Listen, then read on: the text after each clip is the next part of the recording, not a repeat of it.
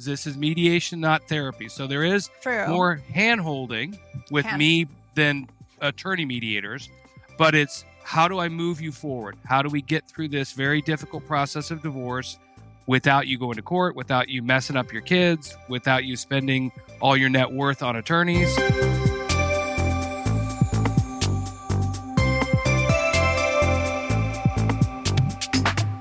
Welcome to Cover Your Assets, your podcast for navigating the financial side of divorce. I'm Joseph DeCruz, and I am here with my co-host, Jade Eagles. Life doesn't always deal you the best hand, but we're here to help you CYA in every way, because when it comes to your assets, it's all about playing your cards right.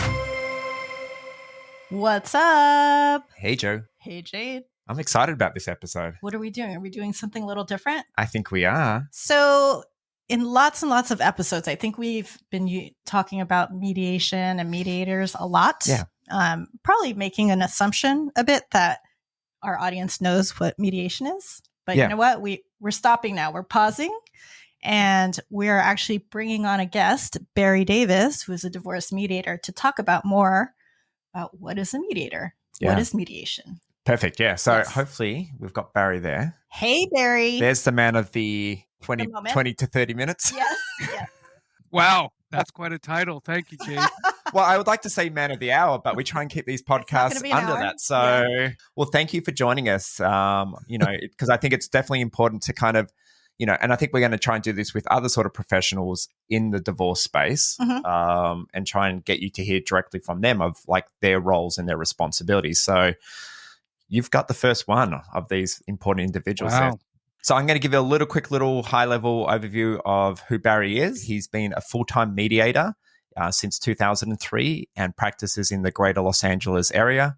He specializes in divorce, custody, and family mediation.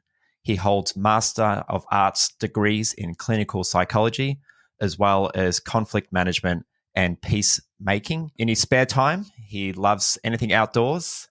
I'm just going to name a few of them: some rafting, paddleboarding, skiing. He's got a pair of 17-year-old twins and his wife, who also really gets to enjoy all those great outdoor activities with Barry. Oh, and a beautiful dog, Scout, which is a sheepadoodle. And shocker, Jade and Barry have bonded over the love of the outdoors. Yeah, we were actually we just went paddling with each other and the dog. So it was great. Yep. We had an awesome weekend of rafting. So but we're going to talk about more serious stuff here. Right? Serious. We're going to be serious. Okay. Right now. Serious. Yes. So we're going to pepper Barry with a few questions there, and hopefully this can help educate you as a listener a little bit more about mediation and why you might want to consider involving them during your divorce proceedings. Right. So Barry, hard question. What is a divorce mediator?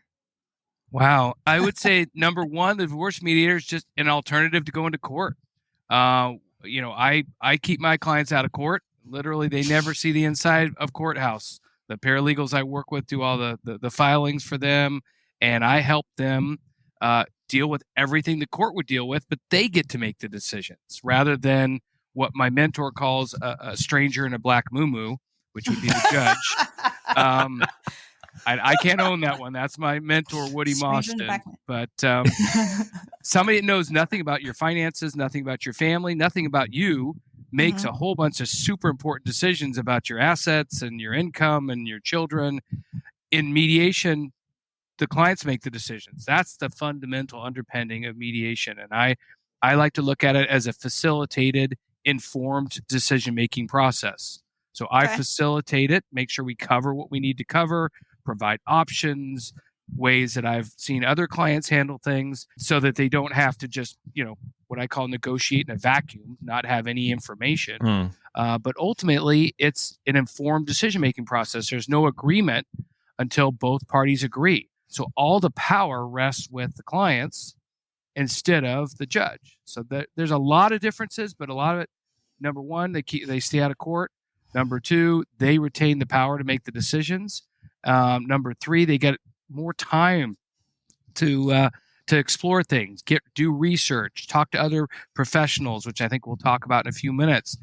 Think over options. I always do sequential mediation, where we usually meet every 2 weeks or so, rather than what a lot of attorneys do with business mediation. It's a one day, knock it out in 8, 10, 12 hours. Mm-hmm. And, we'll hope everybody gets a little fatigued by 4 or 5 o'clock in the afternoon, and then they'll be more pliable. I guess we'll talk about those differences later in different divorce options. But, you mentioned a few things about you as being a facilitator in the divorce and how the decision-making really rests with the couple, which is great. But Jade and I in particular, wanted to talk about really myths versus realities, right? What are the roles and responsibilities of a mediator in the divorce process, the three of you, right? The couple and the mediator, because I think Jade and I, when we went through our respective divorces with our mediators, I think we had some expectations there that we probably were off a little bit. So for example, for me, I thought, the mediator would be there to mediate, I guess, an argument or call out the other person, right? So if someone was being lazy or not doing what they needed to do, I guess my hope at the time was to say, hey, dude, do your part. You're being lazy. Yeah. And Jade? All of those. So yeah, I guess I thought the mediator was going to be there to call BS on the other party if, they were BSing. And also, I guess, maybe looking out for telling me my rights and it's like, hey, hang on a minute, that's a really bad deal that's being presented in front of you. Or do you want to look at this again? Yeah. And I've told the listener already that that I've made that mistake there, thinking that. So maybe for our audience, if you wanted to give some examples of things that you do and things that you definitely should not expect a mediator to do in the divorce process. Yeah. That's a very comprehensive question. So I'll try to cover some of it. But if you talk about roles and responsibilities of mediator, there are a lot of them. I thought your examples were really interesting because I actually do a fair amount of what your expectations were. I will say, hey, I'll use mediator speak for it. Hey, we're really outside the box here, which means, hey, or if that doesn't work, I might say you might want to talk to a consulting attorney about that.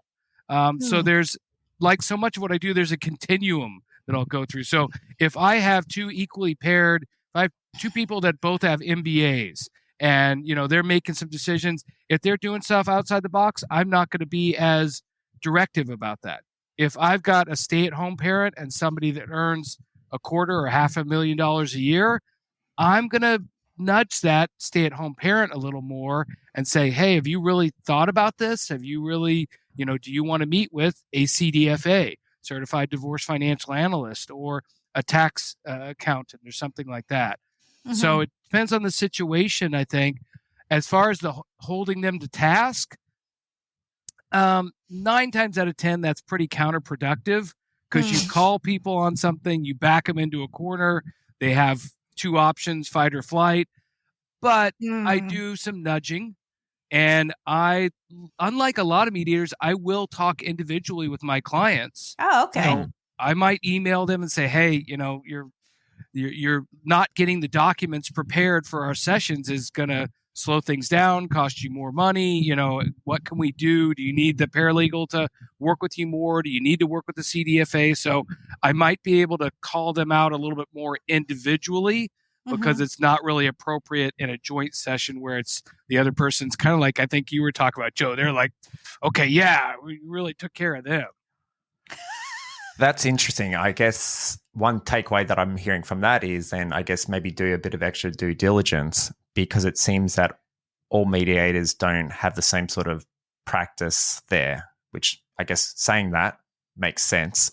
So we might go back to that a little later in a later question. Yeah. But that's really interesting. Thanks, Barry. Yeah, because I definitely didn't think that. I didn't get that. I didn't. I just thought it always had to be, both had to be on every communication. You had to both be in the room always with each other. You both probably worked with attorney mediators, I'm assuming.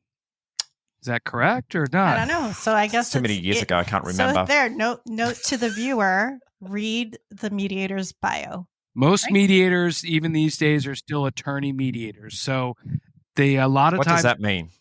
That means they're attorneys, and then they mediate as part of their practice.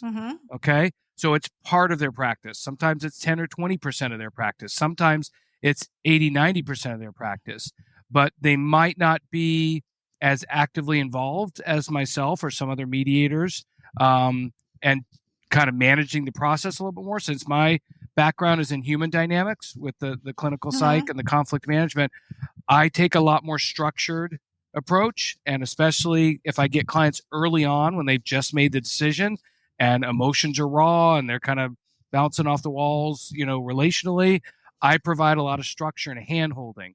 I wouldn't expect that from most attorney mediators because you meet with them 2 or 3 hours every couple of weeks, and that's all the interaction you probably have with them. So there are very different approaches. Thank you. That's great. Well, actually, this is a good segue to our next question. How is a mediator different from other types of divorce options like collaborative, and perhaps working with a lawyer in litigation?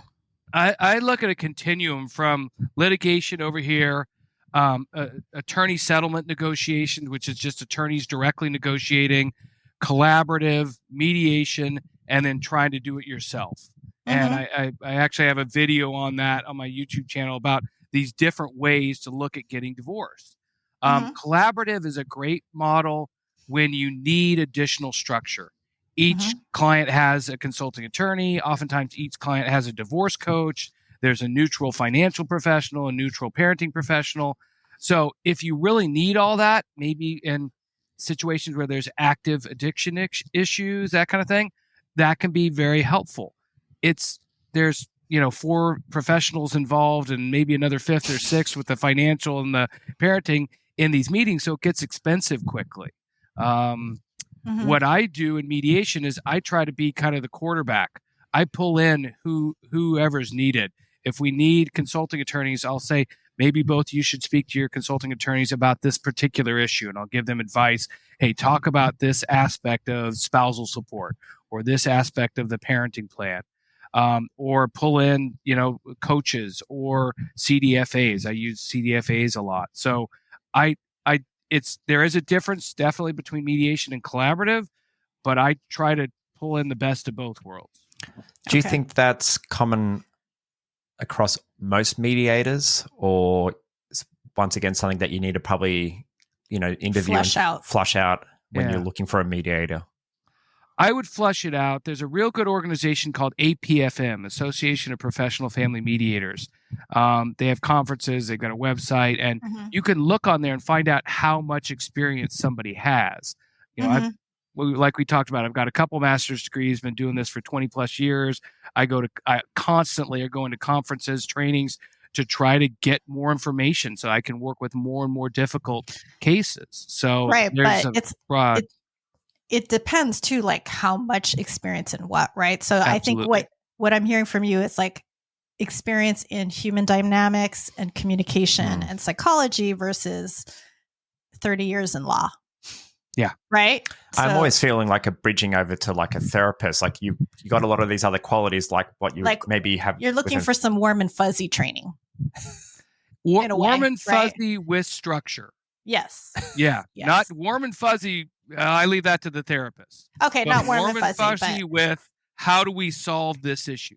I always am trying to bring conversations, even if we're processing, back to practical decision making, because this is mediation, not therapy. So there is more hand-holding with me than attorney mediators, but it's how do I move you forward? How do we get through this very difficult process of divorce without you going to court, without you messing up your kids, without you spending all your net worth on attorneys.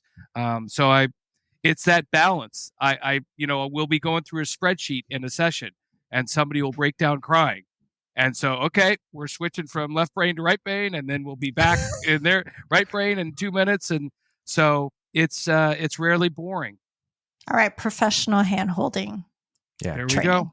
Right. There we so go. how to solve the problem instead of just like pushing it to solve the problem. I feel like kind of how attorneys are. It's like, let's just do it. Right. And you're thinking of the how, right?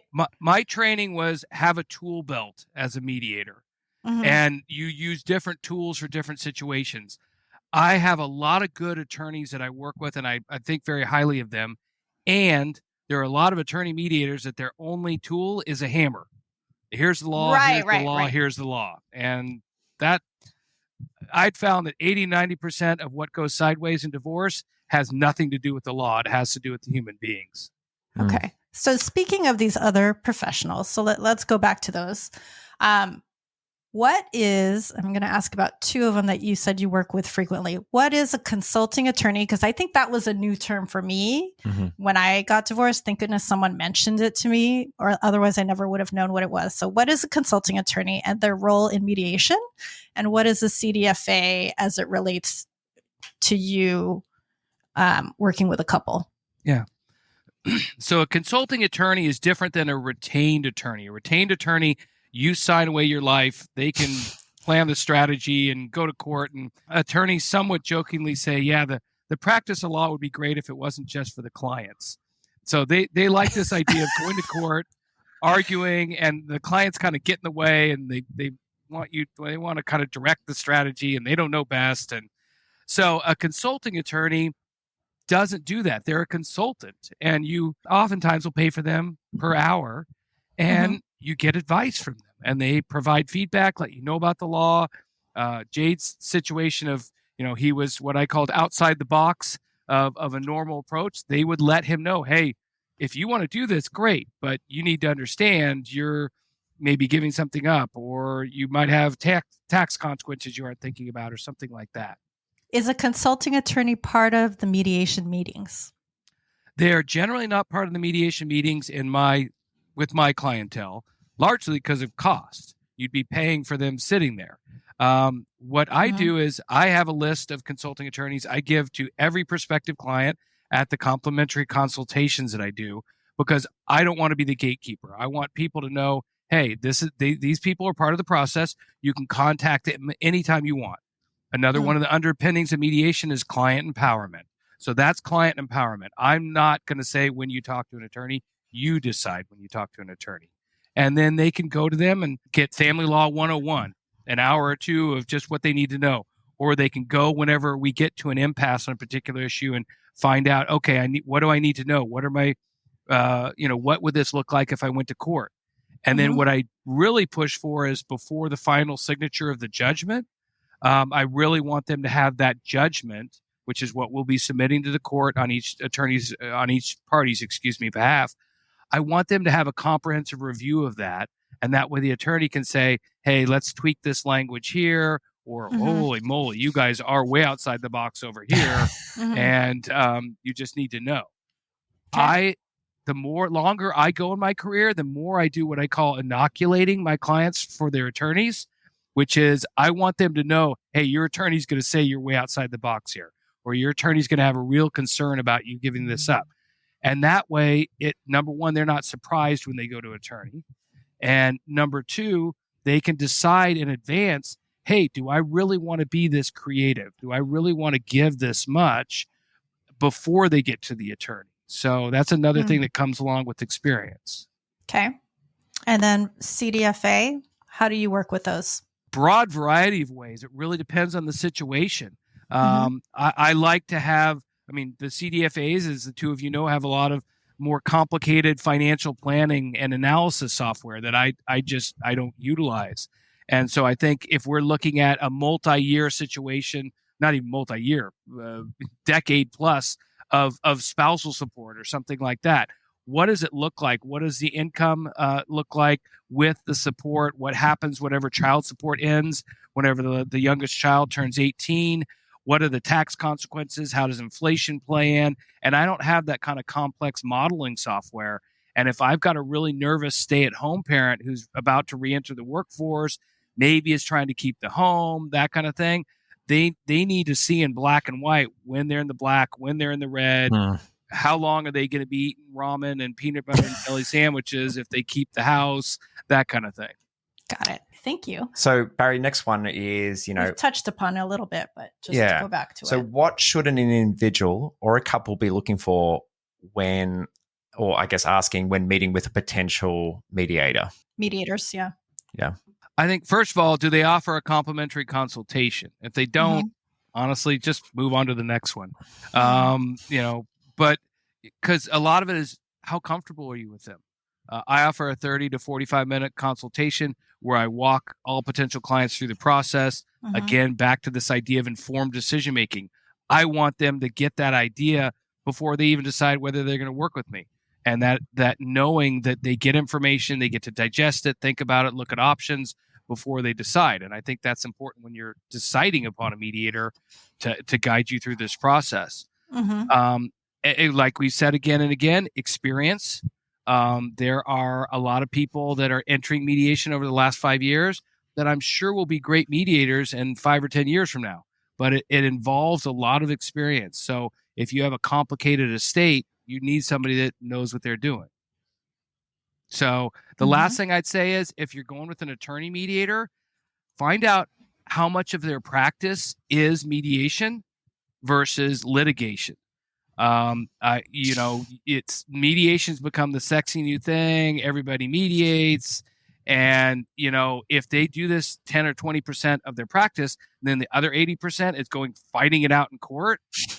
I think they're going to have a certain bias and a certain approach that may not be very conducive to good mediation. Okay, great. Any, specific questions they should be asking besides reading through their experience? And it sounds like they could check out, I guess, look at different mediators through that website that you had mentioned earlier, correct? Oh, yes. They can. It's not as robust as I would like, the APFM website. You would probably be going to their individual, mediators' websites. So I would, I'd talk to them about their experience, talk to them about, if you really want to get, to be a hard-hitting investigative journalist, when was the last time they went to a training on a mediation-related issue? Like you mentioned before, what percentage of their practice is devoted to non-adversarial? So that would be mediation, collaborative law, that kind of thing, versus litigation. What's their approach to working with parenting plans? You've heard me mention parenting a whole bunch of times. I almost never use the term custody. And that's a shift from custody is ownership. Parenting or co-parenting is coming up with a good plan for how we're going to work with this. And that's just a different approach than we're going to fight over how much time each of you gets. So looking at that mindset difference, I think, because that's an underpinning of the whole process. Great. Thank you. So Barry, more about you. Yeah. Why do you do what you do? Why be a mediator in divorce? Far and away above everything else is children. It's my mission in life to keep children out of the middle of divorce. They're the innocents. They didn't ask for this. They didn't have anything to do with it. And I think they should be kept out of the middle. I always tell my clients, hey, us 3 grown-ups are going to deal with the hard questions, and we're going to let these kids focus on growing up, going to school, playing sports, all those kind of things. So that's my mission in life, is to keep children out of the middle of divorce. That's why probably 80% of the videos on my YouTube channel are parenting related, child related. How do you, protect your children during this process? I also enjoy the challenge. It's an interesting occupation. Because you came from corporate America, right? I was in corporate America for 13 years, was bored to tears most of it. And, could have made a lot more money if I would have just kept doing that. But when I switched careers, one of the things I was looking for was to never be bored. And for better or for worse, I've achieved that. I'm rarely bored in the work I do, because with human beings, there are infinite options. When you're dealing with the human psyche, especially the human psyche under stress, which that's pretty much divorce, you just never know. I mean, when you have clients emailing you a day or two later saying, Barry, I wanted to apologize for dropping so many F-bombs in the last session. It's exciting. You're dealing with very interesting situation. Yeah. Thanks, Barry. A bit of a tradition on the show is that we have a little segment at the end to have a little bit of fun, where we have to, I guess, give a question to someone, and they've got a divorce one of two things. So it's called Divorce This or That. Yeah. In light of what you two did this past weekend. Yeah. And we know that you also love to travel with your family around the world and go on lots of adventures. So I came up with this one while you two were rafting, and I hope it'll be a stumper. Okay. All right, Barry, ready? Okay. Yep. If cost was not a factor, divorce this or that, safaris in Africa or rafting on the Kern? Oh, that's the... You have to give one up. Never again. Yeah, never again. Oh, I didn't get that was a parameters. I thought I got to choose for one of them like next summer. Oh no. You're divorcing. Yeah. It's over. Never again. No. So in mediation, those that have been doing this for a while, one of the strategies is to ignore impasse. When you feel like you're at this, they're saying, nope, we're not going to give on this. We're not. You just ignore it and you keep talking and keep working the situation. Wait. Back to the question. We only have a few more minutes, Barry. That's what I'm saying. This is the hammer. I know, but I refuse to acknowledge the hammer. We got to keep working the problem because there is a way to do Kern rafting and safaris. It's just you're seeing part of my approach. I feel like I want to give him a chance. I want to give him both as well. So, you know what? Wouldn't we all be better off if we can find a more creative way to work together and, maybe we alternate years. Maybe, husband gets to go to safaris in odd years and wife goes in even years. And, so. You're not playing the game, Barry. Joe's giving me some tough ones. I think one time I had to pick from the mountains or the ocean or water. And I was like, oof. Just because you're a guest, we'll let you off this one time. I will, and just because I am a guest, I will honor the game and I will say safaris in Africa because I can't give up rafting. Yeah. Okay. Thank you.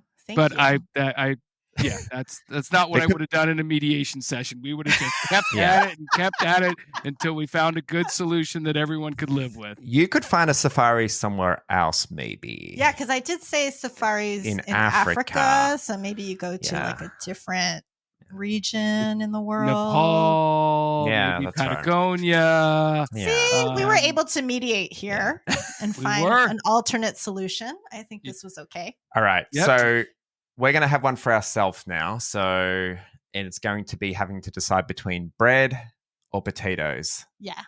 So for me... this is all carbs. All carbs. So Jade, bread or potatoes?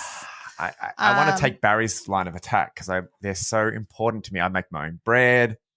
I've got some really cool salt and vinegar potatoes that I do roast in oil. So I feel like I want to talk about why I thought of this question again while you two were having fun and rafting and stuff.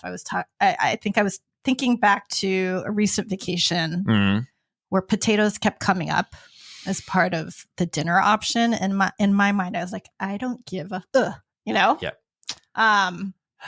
Or they're bread. A staple. Yeah. Look. Yeah. So, and you bake bread, right? I bake bread and a good loaf at that. But then you bake bread and you eat bread all the time. Yeah. So which one? Divorce this or that? I'd have to get rid of potatoes because I make a good loaf of bread and I love bread. I love a sandwich for lunch. So you're giving up potatoes? French fries? Chips, as you call it. Chips. Everything's a chip, yeah. Okay. I'll give up potatoes as much as I don't want to. Okay. Yeah. Fine. What about you? I give up both. No, it's just giving up one. I want rice. I'm not a white person. I'm an Asian person. I like rice. I could care less about potatoes. I didn't see rice as one of the questions. It was bread. I don't care about either. So. Geez, well, that's not nice. You're getting quite combative in this. I need a mediator. Either. I'm not playing the game. Notice, Jade, she waited for you to answer first before she totally disregarded the rules of the game. Yeah. So I would have to keep an eye on her in mediation because she's a non-traditional negotiator. I'm going to go talk to my consulting attorney and I'll get back to you on it. Please do. Okay. Find out. You might want to reference family code about, these kind of decisions. Or that segment. Yeah. Well, this brings us to the end of another episode of Cover Your Assets. Today we had Barry Davis, our friend and mediator, to talk about mediation. We went through a few things. What is the mediator? What are their roles and responsibilities? How's Mediator different from other types of divorce options like collaborative or using an attorney? What couples should be looking for when they're seeking out a mediator. Yep. And I guess we also asked, found out about Barry's why. Like, why does he do it? Yes. And other professionals that might be involved in a mediated divorce. Yeah. So we're going to include some additional information in the show notes about Barry's practice there, and also some links to his YouTube channel that has his website, those educational videos. In case you want to find him later and mediate with him. So thanks, Barry, again for joining us. You're very welcome. I did want to clarify, Jo has referenced several times, she just keeps on being general, what Jade and I did last weekend, which just sounds a little lurid. We went rafting. Let's be clear. We were outdoors with other people rafting. Yeah. So I just on the Kern River. On the Kern River. Wanted to clarify that. Yeah. Okay. Sleeping on dirt. Yes. Sleeping on dirt and getting splashed in the river. Bitten by ants. Yeah. And eaten well, by thanks ants. for everyone for joining us. And hopefully you found this educational. Hopefully it shed a little bit of light onto what a mediator does, their roles.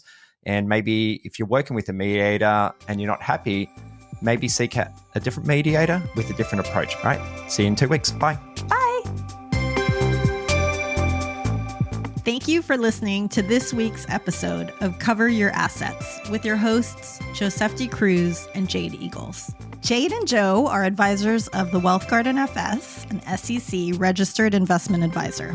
The information is general and educational in nature and should not be considered financial, tax, or legal advice. It is not intended to serve as a substitute for personalized advice or as a recommendation or solicitation of any particular security, strategy, or investment product. Please consult with a qualified professional about your individual situation. Advisory services are only offered to clients or prospective clients where the Wealth Garden Financial Services and its representatives are properly licensed or exempt from licensure. No advice may be rendered by the Wealth Garden Financial Services unless a client service agreement is in place.